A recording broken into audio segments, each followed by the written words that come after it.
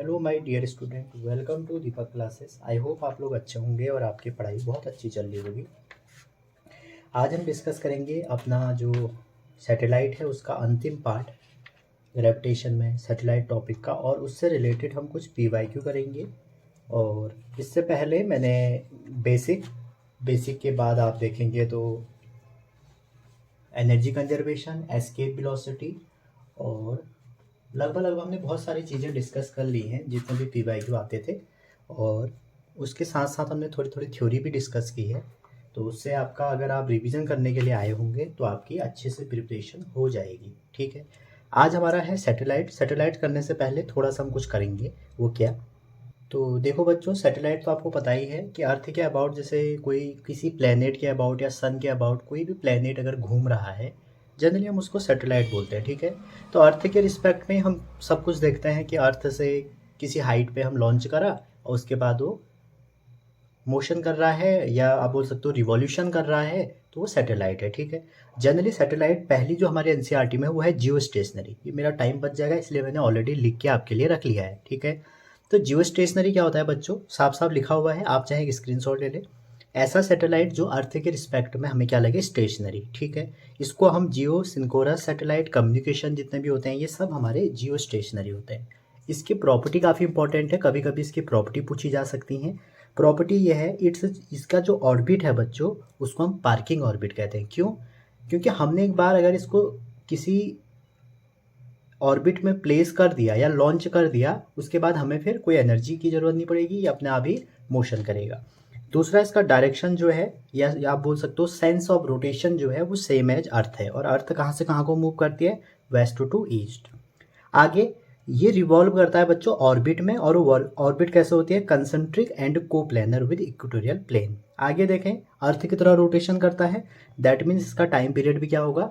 24 our.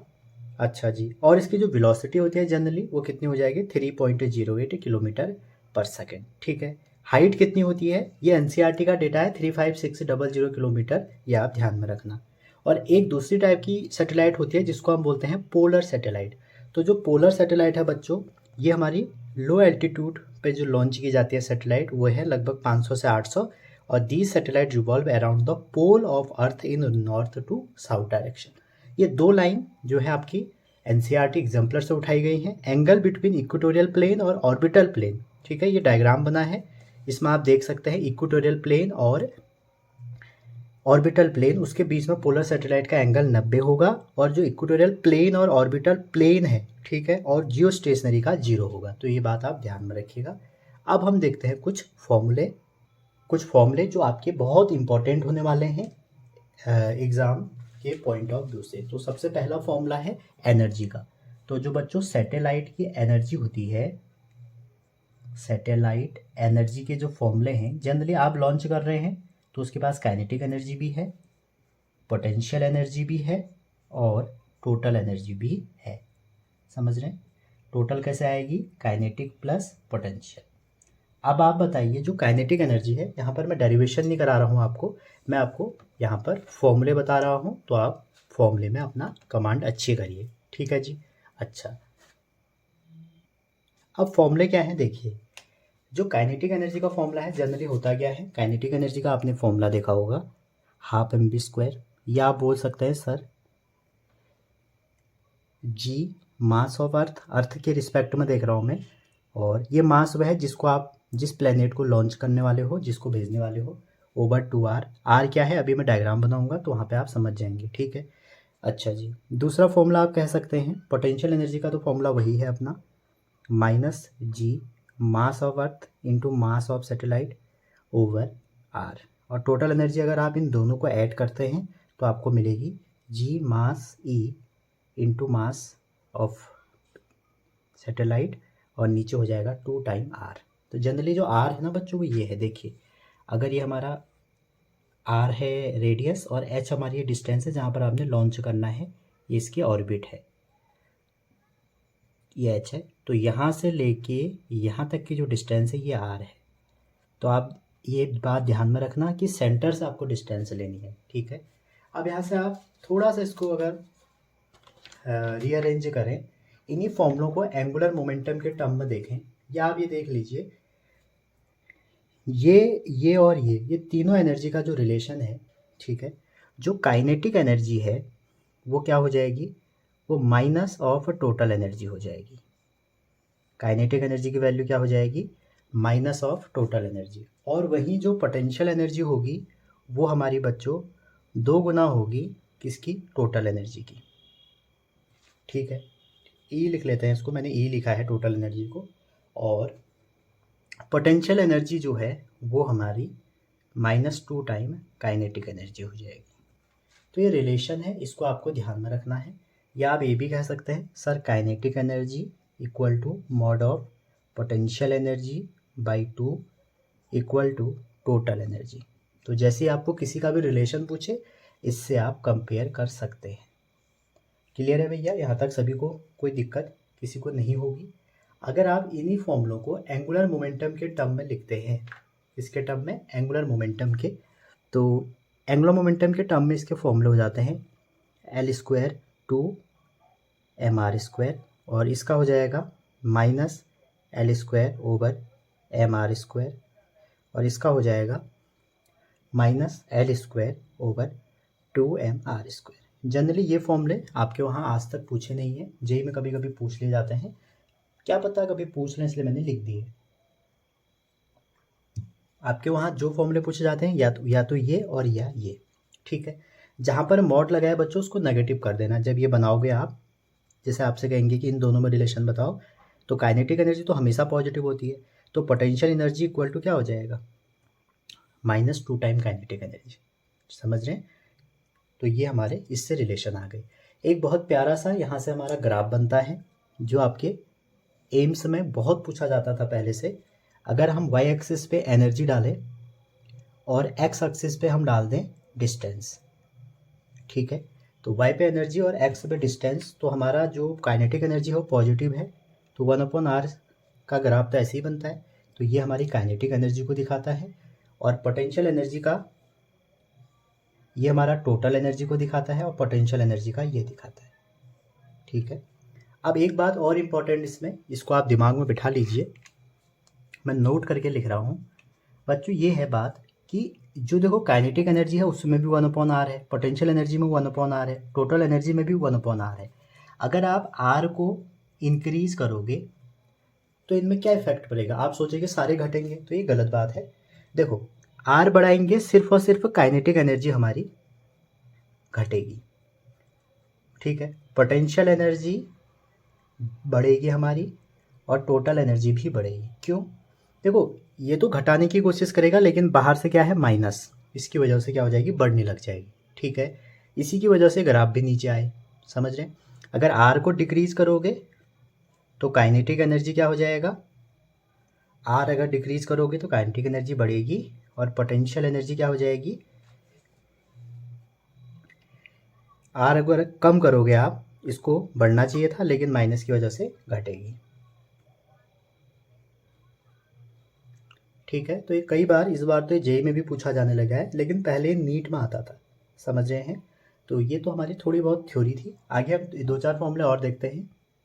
और जितने भी बच्चों फॉर्मूले देख रहे हो आप, कैपिटल लॉ भी हमारे सैटेलाइट पर लग जाते हैं। ठीक है, जनरली सैटेलाइट आपकी नेचुरल भी हो सकती हैं और आपकी आर्टिफिशियल भी हो सकती हैं। समझ रहे हैं, बस ये डिस्क्राइब क्या करेगा, डिस्क्राइब करेगा एक ऑर्बिट जिस किसी प्लेनेट के अंडर ग्रेविटेशनल अट्रैक्शन में मूव कर रहा है। समझ रहे हैं, जैसे आप देख सकते हैं जो मून है हमारा वो नेचुरल सैटेलाइट है हमारा। ठीक है, अच्छा जी, आगे हम देखते हैं सैटेलाइट का पाथ कैसे डिसाइड होता है। ये जो स्लाइड होने वाली है ये आपके लिए इंपॉर्टेंट होने वाली है, पाथ ऑफ सैटेलाइट। क्वेश्चन कम आए हैं यहाँ से जनरली, इसलिए मैं थोड़ी थ्योरी ज़्यादा बता रहा हूँ इसमें, क्या पता इससे क्वेश्चन कुछ बन जाए आपका। ठीक है, अगर आप मेरी वीडियो देख रहे हैं ना तो मैं सोचता हूँ कि आपका क्वेश्चन निकल जाए यहाँ से।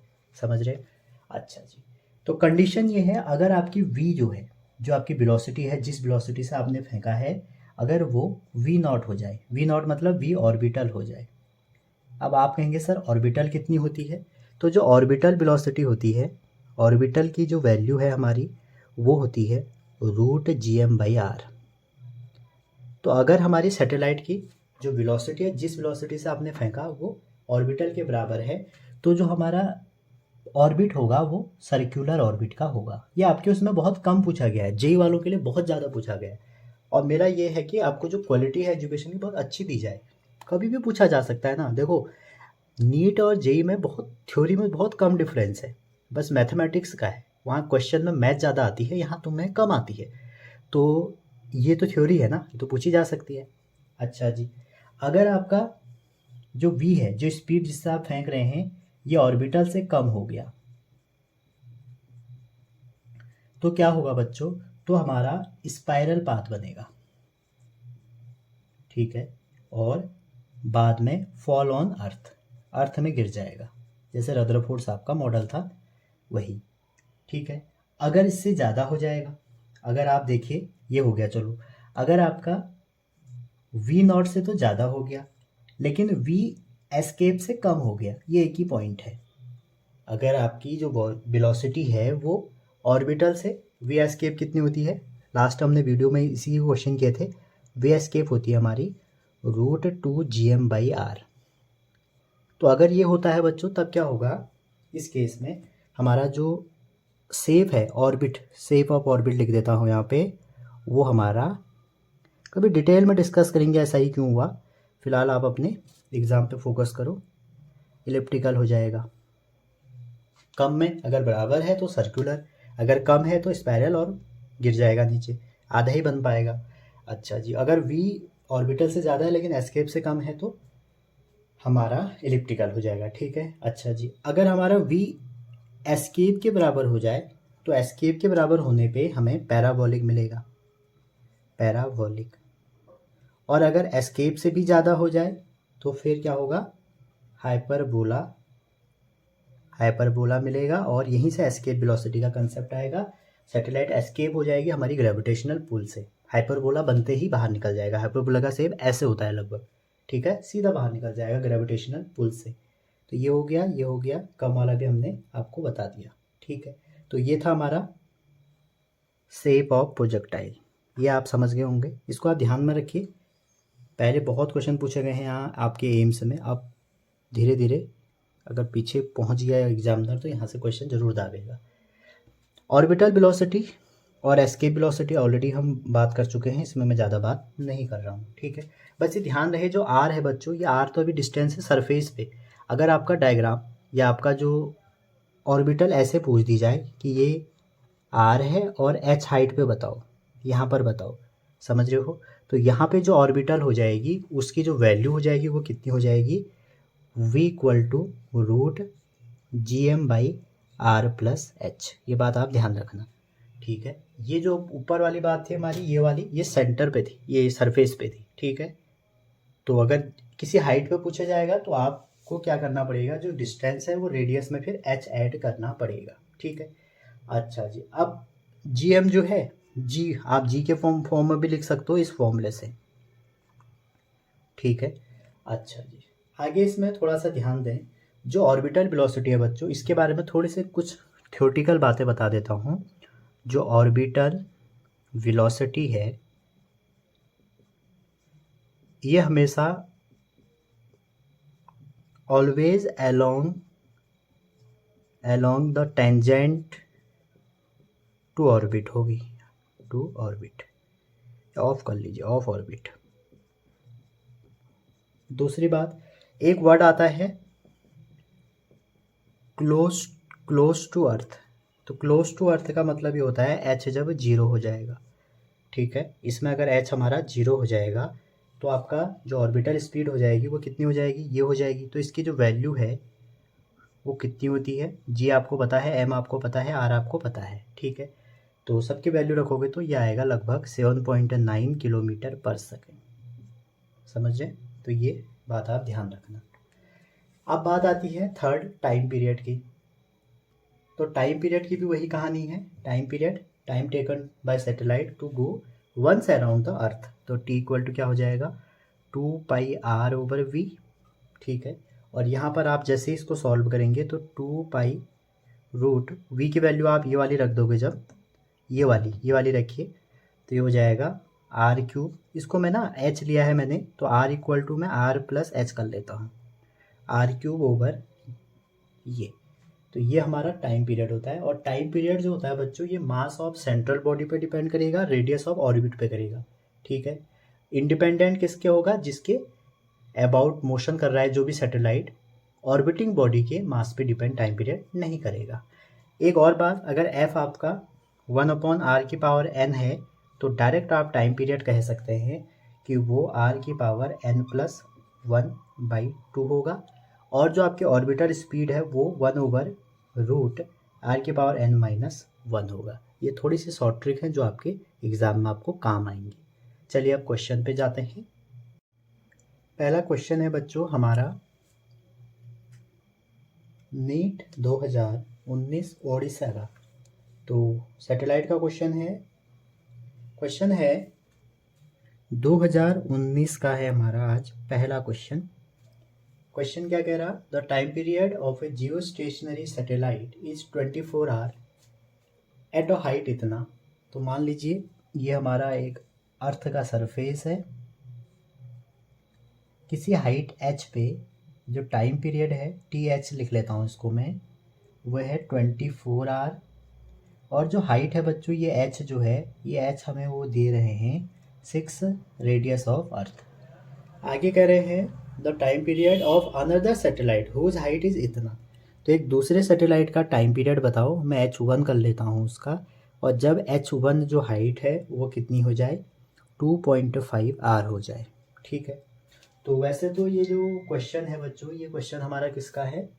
केपलर लॉ लग जाएगा यहाँ पे सिंपली। आपने अभी देखा होगा जो टाइम पीरियड है, केपलर लॉ लगाइए आप, सैटेलाइट पे भी इक्वली वो लग जाता है। डिस्टेंस की पावर 3, ठीक है। तो TH1/TH का whole square equal to distance कितनी है पहले केस में? पहला हमने ये लिया है, तो H1 कितना है ये बात आप ध्यान रखना, ये हाइट दी है। आपको टोटल सेंटर से डिस्टेंस लेनी है, यहाँ से लेके यहाँ तक, ठीक है। आप ये वाली हाइट नहीं लेना। तो हमारी डिस्टेंस हो जाएगी r+2.5 r का क्यूब, और दूसरे के लिए डिस्टेंस हो जाएगी r+6r का क्यूब, ठीक है जी। कोई दिक्कत? अब देखिए सॉल्व कर लीजिए, ये इसको ऐड करिए, ये हो जाएगा 3.5 r होल क्यूब, और नीचे हो जाएगा 7 r होल क्यूब, ठीक है। और TH आपको दिया है, तो पहले इसको कैंसिल कर लो, r³ से r³ 7 से कर लो 0.5 बार, तो 0.5 का क्यूब इंटू TH कितना दिया है? 24 इंटू 24 का स्क्वायर, और ये जो है हमारा ये हो जाएगा TH1 का स्क्वायर। तो बस सॉल्व करना है इसको, आप सॉल्व करिए। तो सॉल्व करने के बाद ये आ जाएगा, स्क्वायर रूट भेजते हैं तो ये आ जाएगा आपका square root of 0.5 into 0.5 into 0.5 into 24 का स्क्वायर। तो ये स्क्वायर में से एक बाहर आ जाएगा, 24 बाहर आ गया, इन दोनों में से एक 0.5 बाहर आ गया, और अंदर क्या बचा? 0.5। तो बस सॉल्व कर दीजिए, तो ये आ जाएगा आपका 24 12√0.5, ठीक है जी। लेकिन आप देख रहे होंगे आंसर तो अलग ही टर्म में दिया है। तो आप एक काम करिए, थोड़ा सा इसको ऐसे ना करके, क्योंकि ये भी सही है लेकिन ये है ही नहीं आंसर, तो आप क्या करें, इसको ऐसे ही रहने दो। ये क्यों हुआ है मैं बताता हूँ आपको। TH/TH का होल क्यूब हो गया, ना होल स्क्वायर हो गया, इक्वल टू ये जो हो जाएगा हमारा ये वाला पार्ट, ठीक है, ये हो जाएगा 3.5। 3.5 को आप ऐसा कर लो 7/2 कर लो, 7/2 का क्यूब ओवर 7 क्यूब, ये कर लो, आप गलत नहीं आएगा। 7/2 से 7/2 कट गया, तो 1/2 का क्यूब ये हो जाएगा, और इधर आपका वही डेटा रहा, ठीक है। अच्छा जी, तो जैसे आप रूट इधर भेजेंगे तो क्या आ जाएगा? TH1 TH इक्वल टू, इसको हम लिखेंगे तो क्या लिखेंगे? 1/2 इंटू 1/2 इंटू 1/2। तो तो अगर आप इधर रूट भेजेंगे तो ऊपर तो 1 आ जाएगा, नीचे क्या आ जाएगा, 2 में से 1 बाहर आ जाएगा, तो 2√2। ठीक है जी। तो TH1 हमें निकालना है, नीचे है 24, तो हो जाएगा 1/2√2। तो 2 से ये 2 12 हो गया। ठीक है, तो अब इसको सॉल्व करिए। तो क्या हो जाएगा, TH1 हो जाएगा आपका 12/√2। रेशनलाइजेशन कर लो, √2 का इंटू ऊपर, √2 का नीचे, तो ये 2 हो जाएगा, तो 6√2 इसका आंसर होगा। अब यहाँ पे अगर आप देखते तो थोड़ा ये भी सॉल्व हो जाता था। कैसे, जैसे ये किया हमने 12, ये √1/2 हो जाएगा, तो 12/√2 आ गया था। आपने यहाँ भी अगर यही कर देना था तब भी आपका 6√2 आंसर आता। ठीक है, तो वही तरीका है, कोई भी तरीका अपनाओ। तो केपलर लॉ भी आपके इक्वली लगेंगे, लेकिन जो डिस्टेंस है ये सेंटर से लेना, ये बात आप ध्यान रखना। अगला क्वेश्चन, अगला जो क्वेश्चन है बच्चों वो है 2015, हमारा दूसरा, उस बार नीट कैंसिल हो गया था, तो उस साल का ये क्वेश्चन है। And remote sensing satellite of earth revolve in circular orbit at height इतना। तुम बार बार कह रहा हूँ आपको, ये अगर आपके रेडियस r है तो किसी हाइट पे हमने यहाँ पे रखी हुई है। तो कह रहा है कि इफ रेडियस इतना है तो ऑर्बिटल स्पीड, तो ऑर्बिटल स्पीड मैंने आपको क्या बताया, v√, देखो सरफेस पे होती तो gm/r होती, लेकिन जहाँ भी है वहाँ आप यहाँ से डिस्टेंस लेंगे तो r+h, इसकी वैल्यू निकालनी है, टोटल डिस्टेंस लेनी है। ठीक है, क्लोजेस्ट टू अर्थ में ही हम √gm/r कहते हैं। बस अब क्या है, इसको थोड़ा अगर और अच्छे से सॉल्व करें तो निकाल सकते हैं। कैसे, देखिए, हमको gm दिया है, तो इसको थोड़ा सा ना, जब भी आपके पास ये आएगा तो आप इसमें r² का इधर डिवाइड कर लो, इंटू r² का इधर डिवाइड कर लो, इससे ना थोड़ा फ़ायदा मिलेगा आपको। क्या, कैसा फ़ायदा, देखो ये g बन जाएगा पूरा। ठीक है, क्योंकि g की वैल्यू यही होती है, और ये वाला एक नया फॉर्म बन जाएगा फॉर्मूले का। तो आप इसको तैयार कर लीजिए, और बस अब क्या करना है, अब वैल्यू रखनी है। g की रख दीजिए, साफ आपसे 9.8 का है तो वही रखना पड़ेगा, इंटू रेडियस कितना है, 6 पॉइंट कितना दिया है, 38, तो 2 बार लिख देते हैं, 6.38 इंटू 6.38 इंटू 10 की पावर कितना हो जाएगा, 10 की पावर आपका हो जाएगा 6 दिया है तो स्क्वायर में 12 हो जाएगा, अपॉन r कितना है बच्चों, r है 6.38, और हाइट कितनी दी है, हाइट दी है 0.25, तो अगर ऐड करोगे तो क्या आ जाएगा, 6.63 इंटू 10 की पावर 6। ठीक है, बस सॉल्व कर दीजिए इसको, आंसर आ जाएगा। इसको आप सॉल्व कर लीजिएगा, करेक्ट ऑप्शन कमेंट जरूर करना, आंसर निकल के आ जाएगा। अगला क्वेश्चन, तीसरा क्वेश्चन है, ये भी हमारा 2015 का ही है, और जब कैंसिल हुआ था। तो क्वेश्चन क्या है, a satellite S is moving in an elliptical orbit around the sun. The mass of satellite is very small compared to mass of Earth. Then total energy of satellite vary periodically with time. ठीक है जी। अगला कह रहा है the linear momentum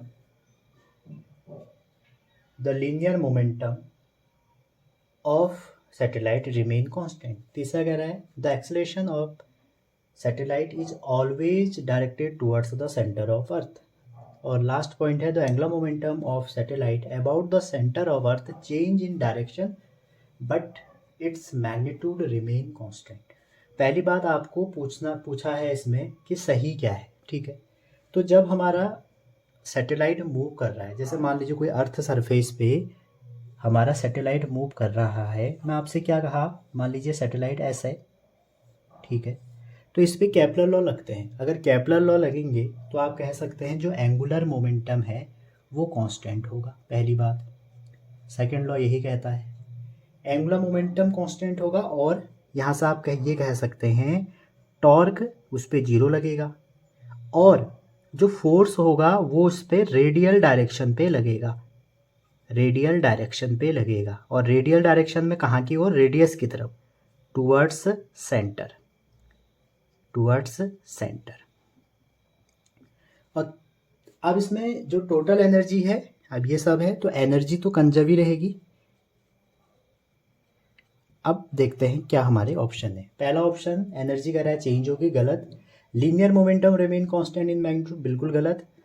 acceleration of S is always directed toward the centre, अगर force अंदर की ओर होगा तो फोर्स इक्वल टू क्या होता है एम ए, तो अंदर की तरफ एक एक्सेलरेशन लगेगा, दैट इज सेंट्रीपिटल एक्सेलरेशन। तो करेक्ट ऑप्शन इसका सी। चलो डी भी पढ़ लेते हैं। Angular momentum about the centre change नहीं, एंगुलर मोमेंटम भी कांस्टेंट रहेगा और एरियल वेलोसिटी भी कांस्टेंट रहेगी। तो करेक्ट ऑप्शन इसका सी हो गया। अगला क्वेश्चन है आपका, वैसे तो मैंने आपको केपलर लॉ में करा दिए, नीट 2012 का क्वेश्चन नंबर 4, ये आपका होमवर्क है। अगेन वही टाइम पीरियड का जो स्क्वायर है वो लगाना है, जितनी भी डिस्टेंस है की पावर 3, ठीक है, इसको आप करोगे। बस डिस्टेंस में आप याद रखना बच्चों की रेडियस प्लस समथिंग जो भी है वो करोगे। अगर जैसे इस क्वेश्चन में दिया है कि 5r, अगर इसमें तुम ये लगा देते हो T1 square directly proportional to 5r का क्यूब, ठीक है, इक्वल टू कर लो इसको, और T2 स्क्वायर 2r का क्यूब, तो जो आपका आंसर होगा वो रॉन्ग होगा। बार बार कह रहा हूँ, अगर ये आपका अर्थ है, अर्थ का सरफेस है, ये रेडियस है और ये कोई h डिस्टेंस है यहाँ पे, तो आपको r प्लस एच लेना है। जो टाइम पीरियड है वो आपका r प्लस एच का क्यूब होना चाहिए। चलिए नेक्स्ट, इसको आप करके आंसर कमेंट जरूर करिए, और इसका सही आंसर मैं अगर आपको बता दूं वो है सी वाला। नेक्स्ट, अगला क्वेश्चन है क्वेश्चन नंबर 5 और 2010 का क्वेश्चन है। बहुत मेहनत लग रही है बच्चों इन क्वेश्चनों को लाने में, क्योंकि मिल रहे हैं कहाँ पर हैं करके ना। तो क्वेश्चन 10 कह रहा है आपसे, the radius of circular orbit of 2 satellite is this, और आगे कह रहा है if the speed of A is इतना, तो बी पे निकालो। तो आपने अभी देखा जो ऑर्बिटल स्पीड है, वी ऑर्बिटल कह देते हैं जिसे हम, वो क्या है, वो है √gm/r प्लस एच। इसी को आप याद रखें, सेंटर से टोटल डिस्टेंस, ठीक है। तो वी ऑर्बिटल 1/,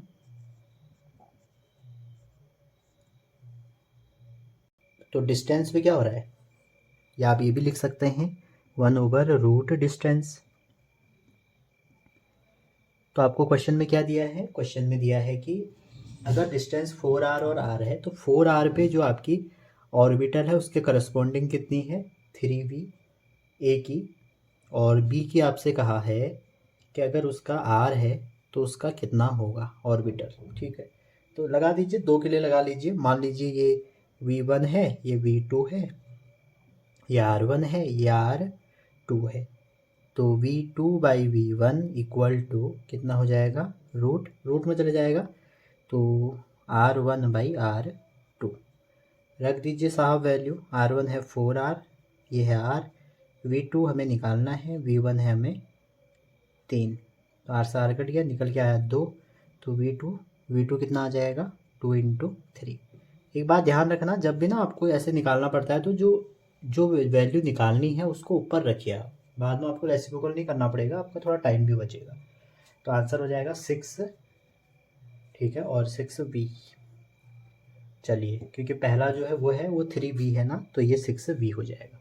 नेक्स्ट, अगला क्वेश्चन है बच्चों 2007 का, और हमारा क्वेश्चन नंबर 6 कह रहा है 2 satellite S1 S2 are moving in same orbit and mass of S1 is 4 time mass of S2, which of the following is correct.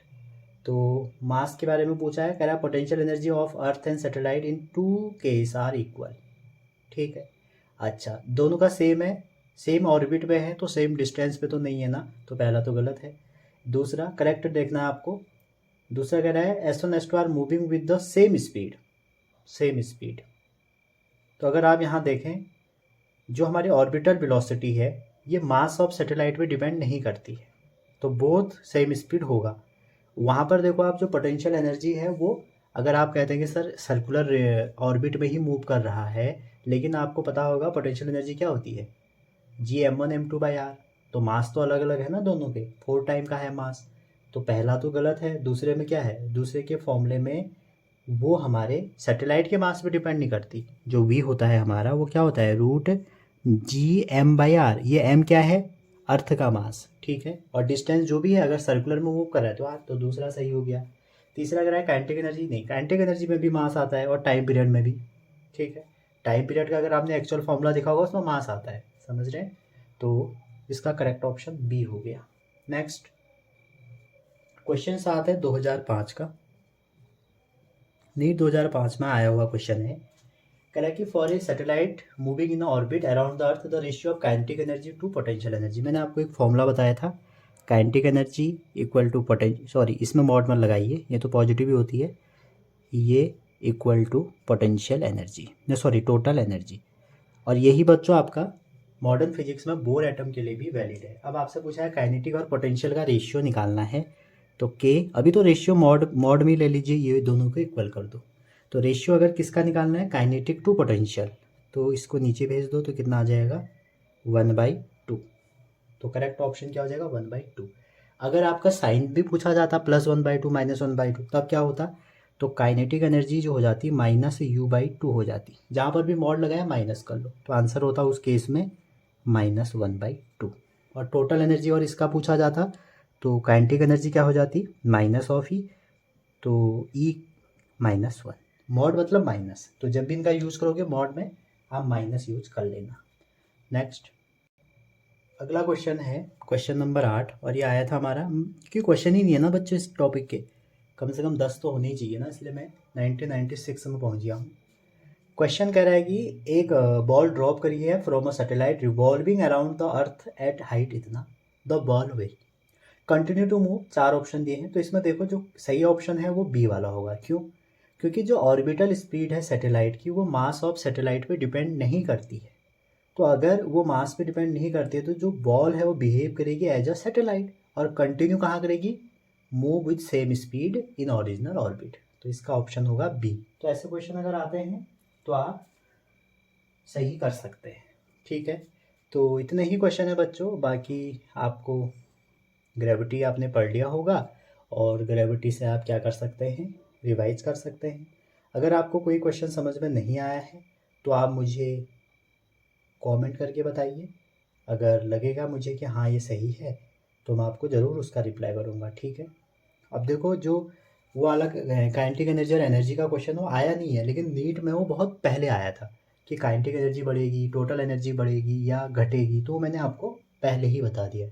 तो मिलते हैं अगली वीडियो में। अगले टॉपिक है मेरा रोटेशन का सेंटर और मास। तब तक ध्यान रखिए, पढ़ते रहिए। Wishing all the best.